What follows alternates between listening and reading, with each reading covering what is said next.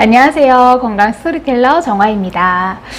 사실 오늘은 다른 콘텐츠로 준비를 하고 있었는데요. 며칠 전에 뉴스를 보니까 광양제철소 인근 주민분들 몸에서 카드뮴과 그리고 수은 같은 중금속이 다량 검출되었다라는 심각한 내용이 나오더라고요. 특히 이런 비슷한 주제의 뉴스들이 요즘 들어서 종종 등장하긴 합니다. 예를 들어서 송전탑이 지나가는 마을 주민의 35% 이상이 암에 걸렸다는 뉴스도 있었죠. 이런 환경적인 문제가 대두가 되고 있는데 일상생활 속에서 몸이 건강한 사람도 마찬가지지만 현재 치병을 하시는 환우님이시라면 특히 주변 환경 조건도 상당히 중요한 것 같아요.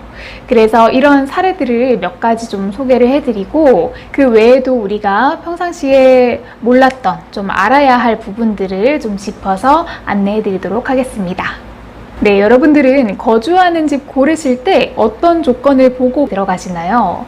집 앞에 맛집이 많은지, 아니면 지하철역이나 버스 정류장이 가까운지, 또 최근에는 슬세권이라고 해서 이 슬리퍼와 같이 편안한 복장을 하고 갈 수 있는 치킨집이나 편의점이 있는지 집을 고르는 이런 기준에 포함이 된다고 합니다. 저는 개인적으로 숲세권이라고 해서 주변에 나무들이 좀 많고 숲이 있는 곳을 선호하는데요. 집을 고르는 기준은 모두 다르겠지만 집 주변의 환경이 안전한지 이 부분을 꼭 체크하셔야 할 것 같습니다. 몇 개월 전에 비료공장 주변에 있는 마을 사람들의 20%가 집단으로 암에 걸렸던 익산의 장전마을에 대해서 소개해드린 적이 있었습니다. 4년간의 민사소송 끝에 처음으로 인과관계가 인정된 사례라고 하는데요. 여기는 작년 말에 약 50억 원의 합의가 되었고 약 20년 만에 지금은 비료공장이 문을 닫았다고 합니다. 물론 보상을 받긴 했지만 사실 그분들의 생활 방식이 나빴다던가 운동을 많이 안 했다던가 몸에 좋지 않은 음식들을 매일 섭취했다던가 이런 것도 아닌데 내 잘못이 아닌 환경에 의해서 이미 암이 발병되신 분들에게는 그 합의금이라는 돈이 얼마나 의미가 있는지는 잘 모르겠어요. 네, 그리고 또한 이번에 뉴스에서 문제가 된 곳은 포스코 광양제철소 인근 마을 주민들의 몸속에서 중금속이 다량으로 또 검출된 사례입니다. 국립환경과학원 관계자들은 이 연관성 여부를 추가로 조사하고 있다고 했는데요. 언론사에서 조사한 결과에 따르면 마을에서 키우는 깻잎에서도 중금속이 검출이 되었다고 합니다. 이게 참 무서운 게 그 지역에서 유기농으로 키운 농작물도 먹지 못하는 상황이라고 보셔야 하는데요. 유기농은 농약과 화학 비료를 사용하지 않고 재배한 농산물을 말하죠. 그런데 만약 토양 자체가 중금속에 노출되어서 오염되어 있다면 그 유기농이 전혀 의미가 없게 되는 겁니다. 이러한 환경들은요, 몇 달 안에 갑자기 암을 유발시키지는 않습니다. 수년간 우리의 주변 환경을 점점 파괴하다가 결국 몸까지 유해물질이 잠식하게 되는 건데요. 본인이 신경 쓰지 않는다면 이러한 환경에 노출돼서 왜 이렇게 기력이 없지? 요즘 왜 이렇게 피곤하지? 정도로 좀 가볍게 넘길 수도 있다는 거죠. 비료공장 사건 때도 몇 년 전에 비해서 눈에 띄게 피곤함을 느꼈던 분들이 나중에 알고 보니까 갑상선암에 걸렸던 상황이었고 관계기관에 항의를 했지만 인과성이 없다라고 해서 아무런 조치를 취해주지도 않았습니다.